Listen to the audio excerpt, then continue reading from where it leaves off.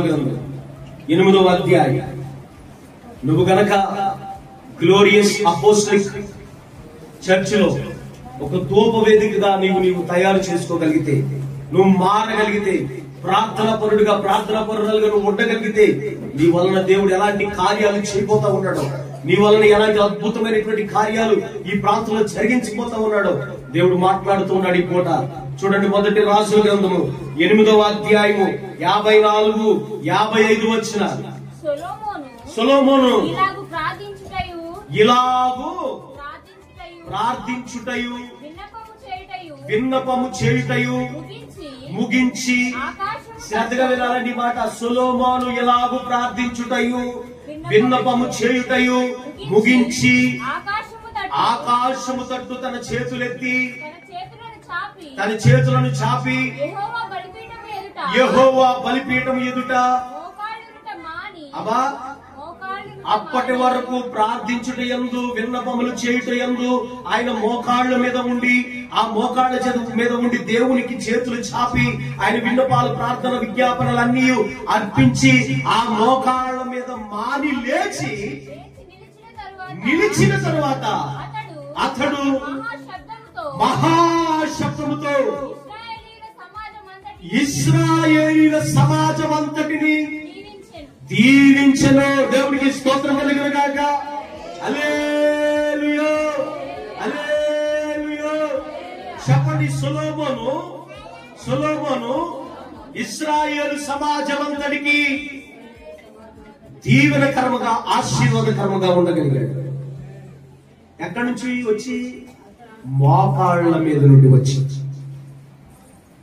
ఎక్కడి నుంచి వచ్చింది? మోకాళ్ళ మీద నుండి వచ్చి. నీవు మోకాళ్ళ మీద ఉండగలిగే వ్యక్తివైతే, ప్రార్థన శక్తితో నింపబడిన వ్యక్తివైతే, ఈ ప్రాంతమంతటికి నువ్వు దీవెనకరముగా, ఆశీర్వాదకరముగా దేవుడు నిన్ను ఉంచుటకు ఇష్టపడుతూ ఉన్నాడు. నువ్వు డబ్బున్న వ్యక్తివైతే, పేరున్న వ్యక్తివైతే, పదవున్న వ్యక్తివైతే, పలుకుబడి ఉన్న వ్యక్తివైతే, వెండి బంగారంలో ఉన్న వ్యక్తివైతే కాదు. నువ్వు దీవెనకరంగా, ఆశీర్వాదకరంగా ఉండేది నువ్వు ప్రార్థన కలిగినటువంటి వ్యక్తివైతే. నేను ఇంకోటి కూడా చెప్తూ ఉన్నా, నీకు సంఘంలో ఏమీ రాకపోయినా పర్వాలేదు, ప్రార్థన నేర్చుకో. నువ్వు దేవునికి ఏమి ఇవ్వకపోయినా పర్వాలేదు, కోపం ఇవ్వడం నేర్చుకో. రానున్న దినాలు భయంకరమైనటువంటి పరిస్థితులు ఎదుర్కోవాల్సిన పరిస్థితి ఉంది. నిన్ను దేవుడు అనేక మందికి దీవెనకరంగా, ఆశీర్వాదకరంగా మలుచు నిమిత్తము, దీవెనకరంగా ఉంచు నిమిత్తము నువ్వు ఎల్లవేళలా మోకాళ్ళ మీద నుండి లేచే వ్యక్తిగా ఉండాలి. నీ మోకాళ్ళకు ఒక ప్రతిష్ఠిత ఉండాలా, నీ మోకాళ్ళకు ఒక సమర్పణ ఉండాలా. ఉందా? ఎంతవా మోకాళ్ళు ఏమంటే ముందు పడిపోతాడు, ఇట్లా మోకరించి పడి ముందు పడిపోతాడు, లేదా ముసలిలాగా లేచి నుంచి ఉంటారు. ఇంకొంతమంది అయితే అసలు లేవనే లేదు.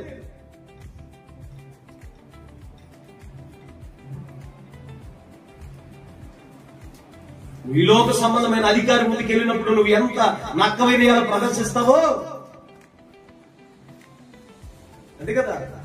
నక్కవినేమో, వచ్చిన వినయమో, నిజమైన వినయమో ఏదోటి ప్రదర్శిస్తావు ఈ లోక సంబంధమైన అధికారుల ముందు. దేవుడు అంటే నీకు లెక్క లేదు. కూర్చుని చెప్తూ ఉంటే ఏదైనా నువ్వే చేయాలి ప్రభు, నేను మాత్రం ఏం చేయను ప్రభు. నేను నీ ఎదుట మోకాళ్ళు వేయలేను ప్రభా, నేను నీ ఎదుట నిలబడడం లేను ప్రభా, నీ ఎదుట నేను స్తోత్రాలు చెప్పలేను ప్రభా, నీతో నేను మాట్లాడలేను ప్రభా, నేను ఒక ధూపవేదికగా ఉండలేను ప్రభా, చర్చిలో ఉండే ఆ గంట సేపు ప్రార్థన చేయను ప్రభా, ఇంటికి వెళ్ళాక అసలు ప్రార్థన చేయను ప్రభా, చక్కగా పడుకుంటాను, తినేసి పడు ప్రభా, నువ్వు మాత్రం అన్ని నాకు చేసి ప్రభా. నేను మాట్లాడే కొంచెం ఇబ్బందికరంగా ఉన్నాయి కదా, ఇబ్బంది ఏదైనా తమ్ముడికి ఇబ్బంది, ఎందుకంటే చేసేవాడికి ఇబ్బంది ఉంటుంది. ఎందుకు స్తోత్రం కలుగునుగా. చేసేవాడికి ఎవరికైనా ఇబ్బంది ఉంటుందా? అమ్మయ్య నాలాగా అయ్యారు ఇంకో కొంతమందిని తయారు చేస్తున్నాడని సంతోషిస్తారు ఎవరైనా చేసేవాడు. శామ్యులు అంతేనా? ప్రార్థన చేసుకోవాలా?